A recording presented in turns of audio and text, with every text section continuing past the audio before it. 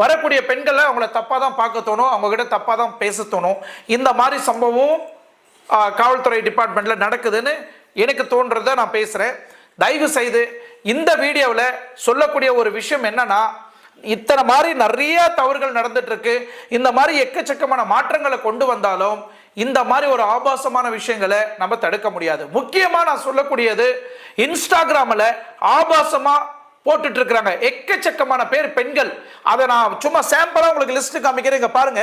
இந்த அளவுக்கு இன்ஸ்டாகிராம்ல ஆபாசமா நிறைய வீடியோ, இந்த மாதிரி வீடியோ வந்து வைரல் ஆயிட்டு இருக்கு.